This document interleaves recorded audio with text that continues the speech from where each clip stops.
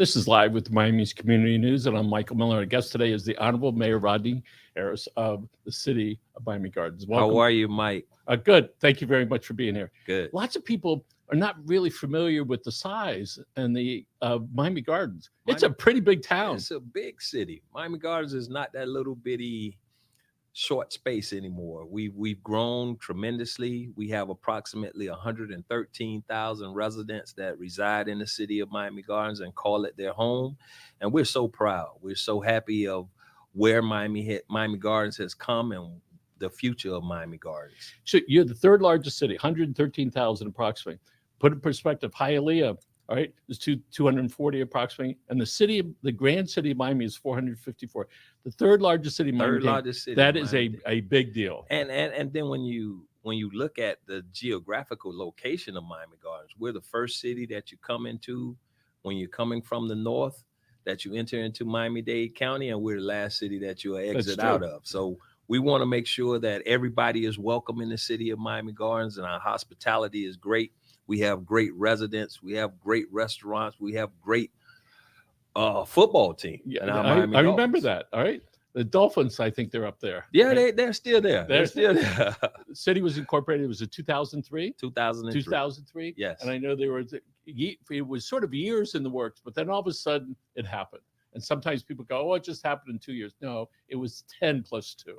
Or 20 plus 2. Our residents thought it would be appropriate if they had their own city where they can control the things that they thought needed to have control of. So when we look at what we've done so far in the city of Miami Gardens, and we look at the fact that we've been in existence for approximately since 2003, and in the past 9 years, we haven't had to raise our millage rate.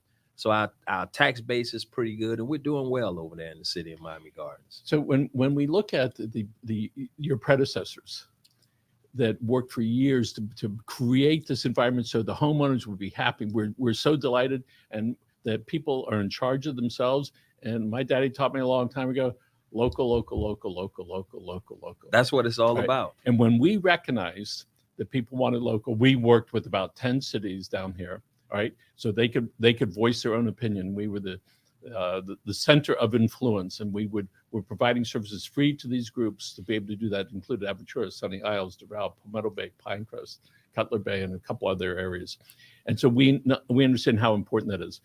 A little background with you. You moved to Miami Garden more than 20 years ago. Over 25 years. And you were born and raised here, though, born and raised in Miami-Dade County in Liberty City area. I grew up on 15th Avenue and 59th Street. I attended school at Miami Northwestern Senior High School, and I was fortunate enough to get a football scholarship to Iowa State University. And then I wanted to come back. Did you tell my brother you played? No, I didn't. You ought to. I thought he knew that. Well, he does. He was trying to be coy, I suspect. Yeah, I thought he knew that. But after college, I decided to come back home chasing my sweetheart, my high school sweetheart. And you have how many children you have now? We have 5 kids. We have 5. Jacory is my son, my oldest son.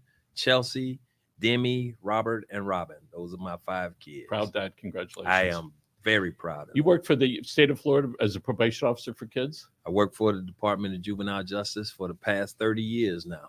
And I enjoy working, helping those kids that society has deemed to be our bad kids, but they're not. They're just kids that need love a little bit. So there was a police officer, his name was Big O. I don't know if you know him. He's like 6'3", maybe 6'5", pretty big guy. So my son's about this big years ago. I said, let me tell you something. You misbehave, this guy is going to come get you. I said, so you just need to behave. Yeah. And his eyeballs got this, right? So, and when you said, those kids need some love, and we recognize that, not just those kids, but all kids and all people, especially now, as we're weaving our way through COVID and trying to figure out where we are today. All right. And you were one of the founders of the Juvenile Justice Success Through Empowerment Program, the STEP program. Yeah. Yes. All right. And they named you Employee of the Year? Was named Employee of the Year once upon a time. Hot dog, man. It's been some years ago. And 6 years coach at Miami Northwest, that's a very big deal. What caused you one day to go, I'm going to run for office? Well, I had conversations with my neighbors in the neighborhood. And at that time, they did not see a council member or any elected official coming through the neighborhood talking to them. And they used to bring problems and concerns to me. And by me being active in the community a lot, we decided that, hey, and we decided we would run for office. Why not? Give it a chance and So let's see what it's happens. 2016. So maybe 2015 you were working it. Say, I'm gonna. Well, it started back in 2000. I want to say 2010, because I had a good friend. She was the state representative, Cynthia Stafford, Mhm. and I worked on her campaign. And when I worked on her campaign, the hard work that I was putting in on her campaign, I was saying to myself, I said, this is something that I might be able to do. When did you first whisper to yourself or to others, not only do I want to be a commissioner, I want to be the mayor of this fine town? Wow. When did that happen? That probably took place the day before I was able to qualify. So the day before qualifying, I decided to run for mayor. I started out as a council person, then became the vice mayor, and then the day before qualifying, I decided to run for mayor. Those seats up there as a councilman, it's a 2-year term? No, they're 4-year. The 4-year term. Okay. 4-year term. So you ran, then you got appointed 2 years later as vice mayor. Well, I ran first. I was a council person. Then I served another term as a council person. And then I became the vice mayor after 6 years as a council person. I became the vice mayor. So my last 2 years before being the mayor, I was the vice mayor. So what is that like for you inside when you go, wow, these people want me to represent them? Right. What does that do inside? It's rewarding, knowing that I've always been a servant leader and someone who's always worked for the people and always worked in the community to try to make a difference in our neighborhoods and our community. And then to be given the opportunity or shown the faith that people had placed in me and believed that I was the person that they wanted to have as their mayor, it makes you feel good. Yep. It makes you feel great. And I just thank God that I had the opportunity to do it and to do it in the city of Miami Gardens. So Miami Gardens is really moving along for quite well. I know Susan McDowell, who who actually she was one of the originators of us being on camera. Is that right? Her, like 3 or 4 other people. I forget her first name. Forgive me. Right? And so I know she's been working on campaign, some things you have coming up. Yeah, as Susan, far as the jazz. Susan works close with us with Jazz in the Gardens. That's coming up. And can we go over to your to the Facebook page for the city? By the way, folks, the website address is on the screen. Also, the phone number. You could actually ask for the mayor if you like, or the city manager, city clerk. They'll help. No, we'll send them in another direction. As a gift, especially as it relates to Jazz in the Gardens. We'll send them somewhere else. Okay. For that. So Jazz in the Gardens. Let's see. Andres, can we go to the Facebook page for the city? Going to pop up in a second. So let's see some of the things that. The events that people really care about. You have a lot of stuff that's happening. As we're pulling up this Facebook page here. Our city is really busy. It's a booming little city. Not little. Let me not say it's little. Coral Gables is like 50,000. Yeah, it's a booming big city, so to speak. Doral is 60,000. South Miami is 11,000. Palmetto Bay and Pinecrest together, I don't know, tiny in this comparison. Can we enlarge that? There's so many things that's going on in the city. Andres, can we enlarge that? Can we enlarge it? Facebook? Nope. Okay, so let's talk about this. This is coming up on February 18th. Can you tell us about this? This is an HBCU Field of Possibilities events. It's we're going to have the HBCUs and the local high schools to be a part of a scholastic community event.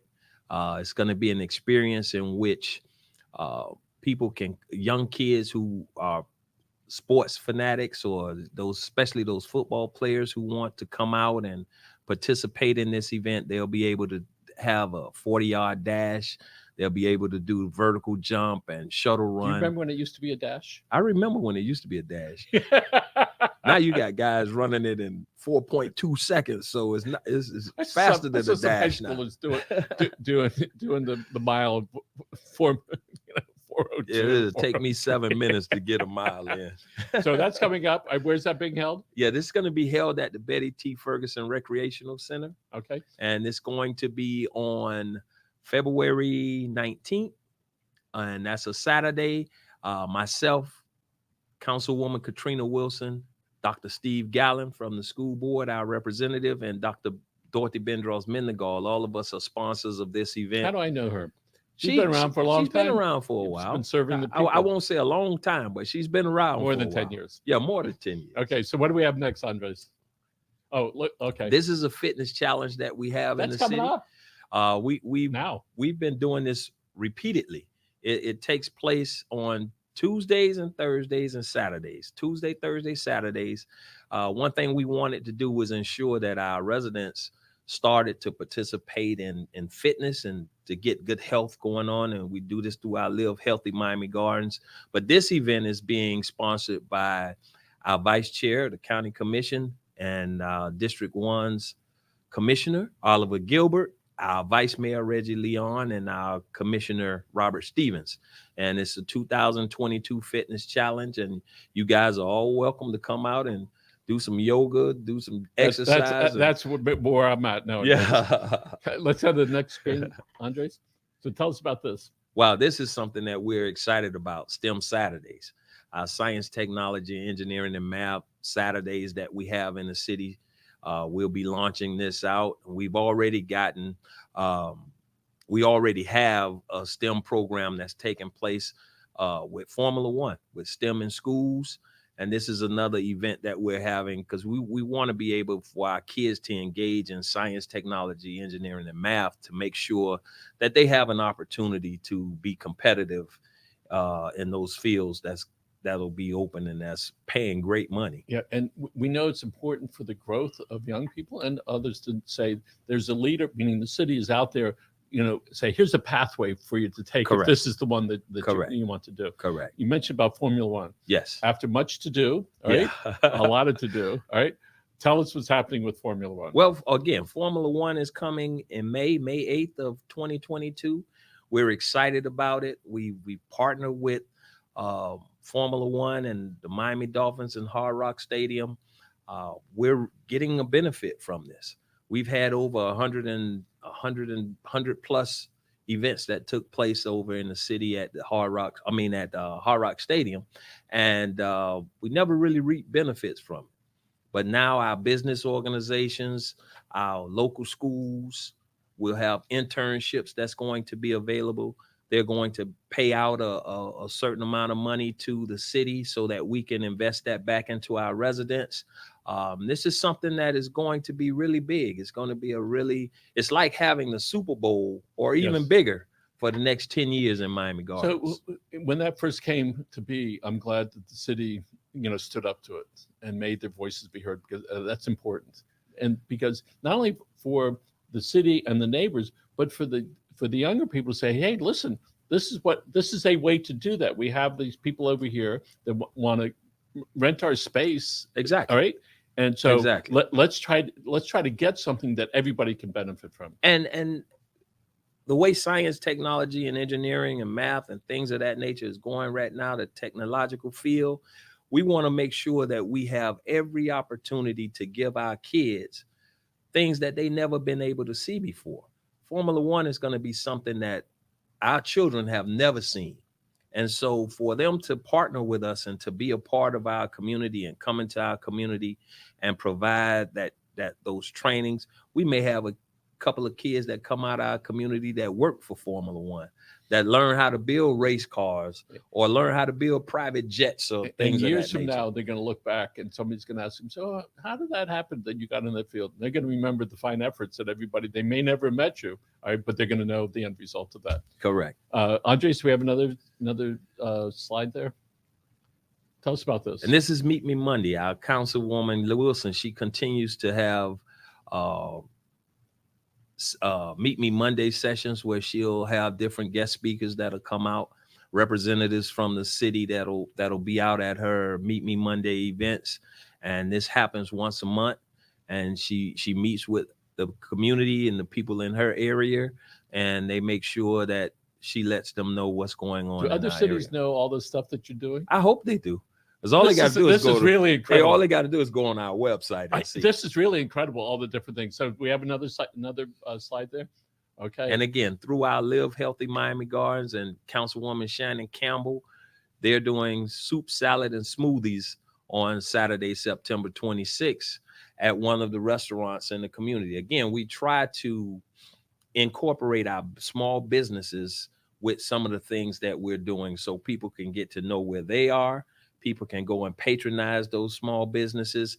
And then we build great relationships doing those things. One of the things we do at community newspapers is introduce folks to other people. And we see what a difference it can make in people's lives. We had some young people that I knew, they were getting their bachelor's at FIU in the health arena. I said, you know what?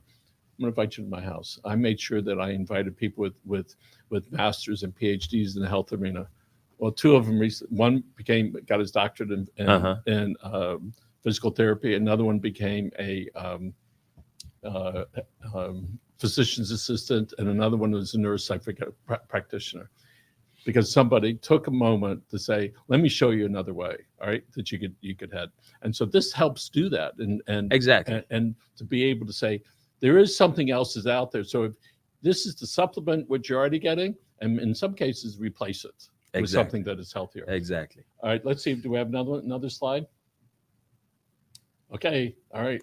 Food trucks. Our food truck village. A few years ago, I started food truck frenzy in the city of Miami Gardens. It was a food truck invasion. We would have so many food trucks that would come out on a Friday night, and some of those food trucks went from being food trucks to brick and mortar businesses in our community, restaurants in our community. So our vice mayor, he started for the Black History Month, for this month, he's going to have a food truck village. It started on February 3rd and it'll go to the 26th. And it happens every Thursday through Saturday from 11 a.m. to 8 p.m. at night. And we have the community come out and sample foods from food truck vendors that reside right there in our community. So again, we're reaching out to the small businesses that are in our community, helping people to see that they have these resources in their community, and then they can patronize those businesses. We're involved with a lot of things. I'm telling you, you guys really got it going. Thank you. Stuff. Thank you. Do we have another slide? Another one. Another one. Goodness gracious. Good for you. Okay, let's hear it. This is our senior Valentine's Day celebration that's going to take place on Valentine's Day. When is Valentine's Day, sir? February 14th. And when is that? That is next week. Yeah, which day next week? Monday. Okay. Next week. All right, we got that right. Monday. This will take place at one of our newly renovated parks, Bunch Park, which is located at 15600 Bunch Park Drive in Miami Gardens. It's a great facility. It's a beautiful, beautiful facility. So our vice chair, Oliver Gilbert, and one of our council members, Robert Stevens, they're sponsoring this senior Valentine's Day celebration. So we're asking all our seniors to come out and have a good time. So it's not just for our younger residents that we have events for, but we have events for our older residents as well. Okay. And I think that was the last of the slides. Was that awesome? Okay, so let's talk about some of general obligation bond projects. That's where you go out and you borrow money based upon future income, all right, from the city. So what are some of the projects that you anticipate? Okay, well, some of the things that we've already done. So we built the senior center, and where some of those events are being held. That where some of those events will be held, and we just mentioned the one about Bunch Park. Yep. Bunch Park was a park that was run down. We asked the residents a few years ago, I think it was in 2014, we asked the residents for $60 million if they would vote for a bond for $60 million to renovate 18 parks in our city. Because we know that parks has a tendency to have a safe place for our kids, a place where elderly residents can go and have a great time. Families can come and join other families and have a great time and meet and greet. And so we asked them for the $60 million to renovate 18 parks. Online right now, we did some renovations to the Betty Ferguson Center. We've rebuilt the Bunch Park Center. We've done the senior center as well. We're doing Andover Park. We're doing Myrtle Grove Park. We're doing Rolling Oaks Park. So every park in the city is going to be redone. And most of the parks will have a specialization. Like at Bunch Park, we're going to have alternative sports at Bunch Park. So we know our kids in our community love football, basketball, and baseball, but we want to introduce them to some alternative sports like gymnastics, karate, and things of that nature, the martial arts. And we want to make sure we give them again. And in that Bunch Park, we're going to have our STEM program at Bunch Park. We're building out a STEM facility at one of the other parks at Risco Park. So until that STEM program gets together, we build that out at Risco Park. We'll continue to do some STEM stuff at Bunch Park. It's amazing the futuristic attitude and personalities of the leaders of the city to be able to create that. And just think 20 years ago, it was sort of like all mixed up. People weren't quite sure that whatever it was called then, it was moving it around and that part of Miami-Dade County. And one of the things that cities do, it gives identification where Correct. People are proud of that city, all right? And they also, there's a focus that occurs. This is where it is. These is where the leaders hang out, all right? Yourself and the other elected officials and the administration. And one of the things we recognize, when young people can see police and not be afraid, all right, that is great for our community. It is. Yes. It is really great. And I'm so proud of our police department. We've been accredited. We've had accreditation this year, and we're working to hire an accreditation manager to continue our accreditation. They work very closely with our community. They do things like Coffee with a Cop, and they're starting a PAL program. And the PAL program, is really close to my heart because I was one of those kids when I was a little boy growing up in Liberty City that if I didn't have a handful of people that said, hey, you can be something, then I might have fallen into that trap where I listened to some other people that said you would never amount to anything. So to be able for our police department to get out into the community and do events like Coffee with a Cop and events like the PAL program and have kids come in, and on Saturdays they take the kids fishing and things of that nature, that is wonderful. And we do forgive the city for taking Renetta Taylor from our town 25 years or so ago. So Renetta's doing well. She's retired. She's doing well. Yes. So we got very friendly with her when she was at, was she in Opa-locka? I believe she was. And then Bob Ingram, who was a friend. Yeah. All right. Yeah. He was a city manager down here. I loved him very much. And he really made me be proud of what we are here in Miami-Dade County. In May, when Formula One comes here, the world will be looking. The world is going to be Mike, looking you got at to Miami say that Gardens. again. The world will be looking. The world Yes. will be looking at. Yeah, Miami this is Gardens. no small thing. This is No. this is the big deal. And right? we're getting phone calls from all over the world, from China, from the other places that they're having the races at, and I guess it's in Dubai they have the race, and Italy they have the race, and now the race is going to be held in our small little town of Miami Gardens. And races like that, that's not the people that race those cars. They are influential, all right. They're very affluent, all right, and they travel everywhere. And it is going to be tremendous amount of exposure for Miami Gardens, and then maybe you're going to find some folks that want to do similar things to that, and maybe we get some of those kids hired for the summer. Oh, that's what we're looking for, and that's part of our deal with them, that they will hire some interns from high school, from our colleges, and from our universities that'll be able to come work and get internships with Formula One. So those are some of the other details of the agreement that we made. You probably remember when the races downtown. Oh yeah, downtown Miami. My kids are about this big. I said I'm taking them, and we had to walk over a bridge. I had one in the baby chair. I'm holding the baby chair with the baby here, and holding the other one like this. I'm going, if my wife saw me, I was there for about 5 minutes. One is covered all like screaming, but the thrill of being that close Yeah. and the excitement that is there, and you smell that stuff, and people are screaming and hollering, and knowing these are world travelers that travel around, and each one of those drivers and that and the staff that, and they get paid well and enjoy that I don't know if it's called the sport. They enjoy that business, right?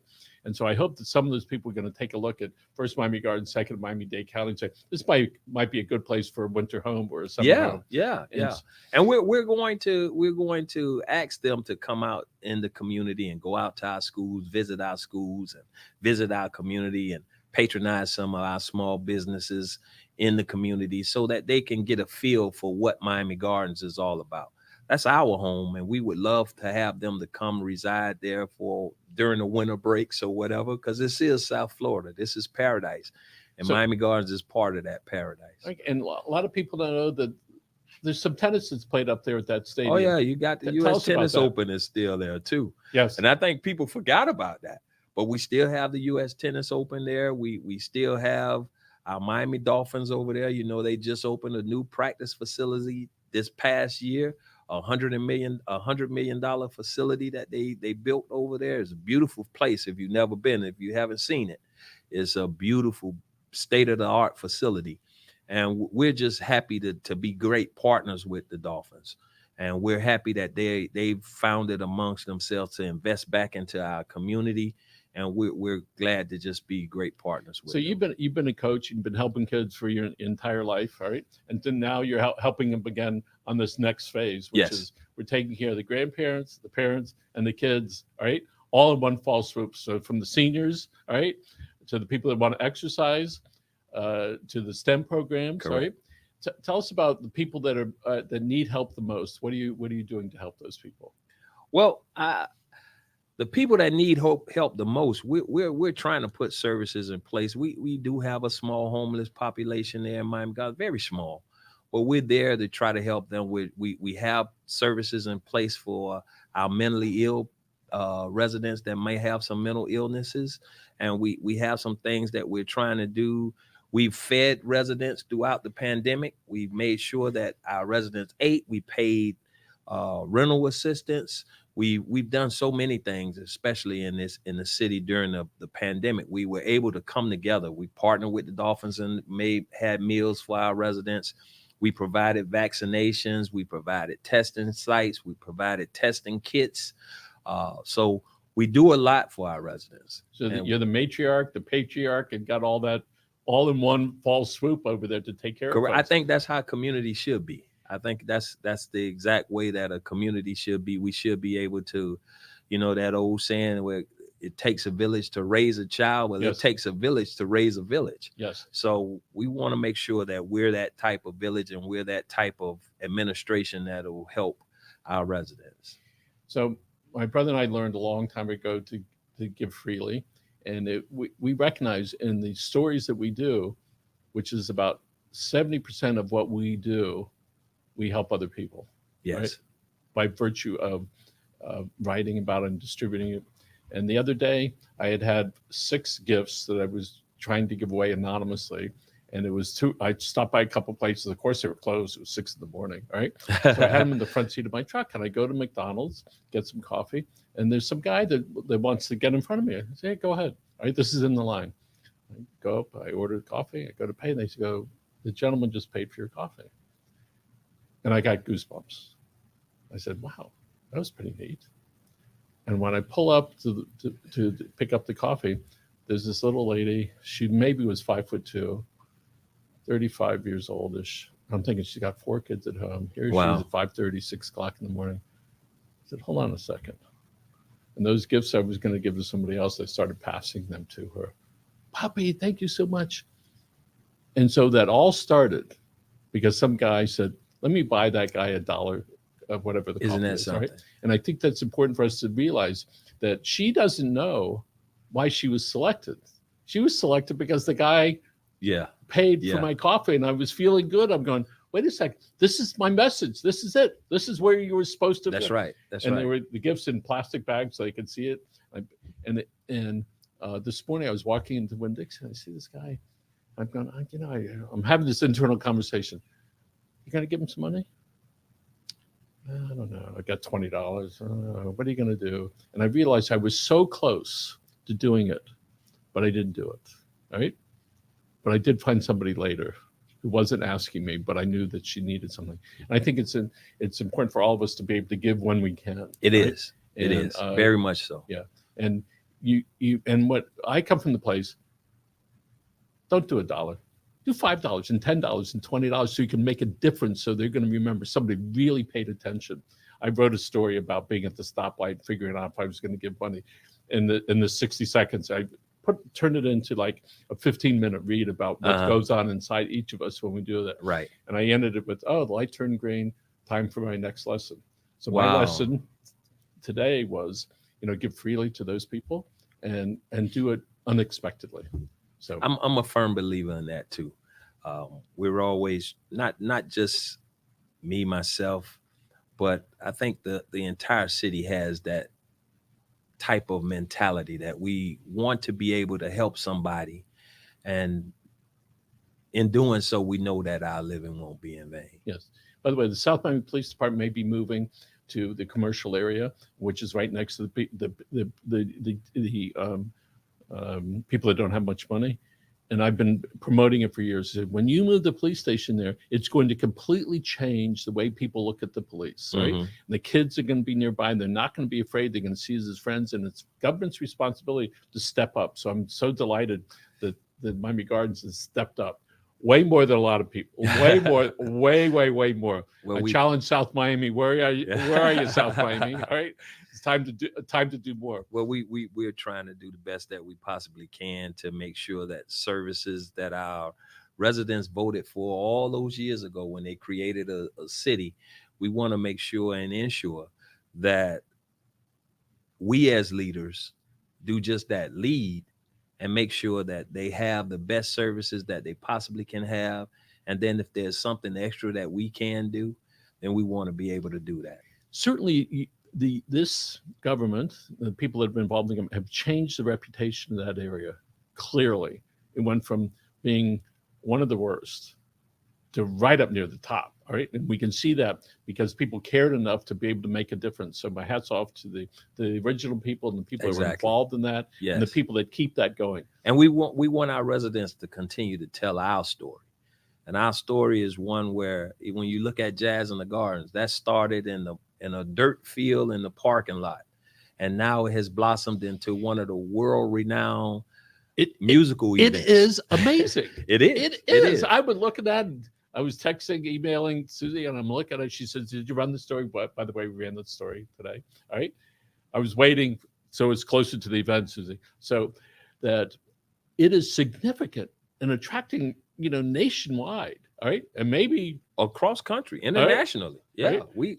We have phone calls from the Bahamas and all over the Caribbean about when is Jazz in the Gardens, when it's going to happen. And when is Jazz in the Gardens? Jazz in the Gardens will be March 12th and 13th this year. March 12th Congratulations, and 13th. You remembered. So we're very happy with that. All right. It's a great event. All right. And people can go onto your website and onto Facebook. Correct. They can find that. Again, we have across the bottom the phone number for City Hall, also the website. And each of the elected officials' names there, city managers there. Yes, right? it is. City clerk is there. Correct. Right? And people can get through that way. I understand you also have a newspaper that comes out every 2 months. Thank you very much for that. And people can find out more. They can find out more. Yeah. And if they need that information from my office, they're welcome to call my office anytime. Okay. Mr. Mayor, in their last minute, what I'd like you to do is take 30 seconds a minute and talk to that young person out there between 14 and 18 years old, and they're wondering about their future. And you can talk right at them about whatever you like, and that's the camera right there. If you are that 14-year-old child, remember that there's nothing in this world that you can't accomplish. Hard work, perseverance, and making sure that you treat others kindly and nice. You can go and be anything you want to be. You can go off. Take it from me. I'm that 14-year-old child that grew up in the Liberty City area of Miami-Dade County at a time in the 80s where it was rough, drug infested, And we were able to make sure we got a scholarship and we went off to college and we did what we had to do in school to earn a degree and come back home and give back to a community that had given so much to us. So as that 14-year-old kid, whatever your dreams are, whatever your hopes and prayers are, hold on to them. Thrive to be the best that you can be. I always used to tell my son when he was a football player at the University of Miami, good, better, best. Never let it rest until your good is better and your better gets best. So hold on to those dreams and chase them, go after them, make sure that you reach back and pull somebody up with you as you go along the way. And that'll be the things that I would say to those young people. What else can we say? The Honorable Mayor Rodney Harris from the fine city of Miami Gardens. Thank you for joining us. Thank you, Mike. Feel free to come back. Pleasure. I will. And I'll this be is glad your to. studio. It's got your name on it. Thank Folks, you so much. I again, appreciate thanks it. for joining us. It's live with Miami's Community News. Folks, have a great day.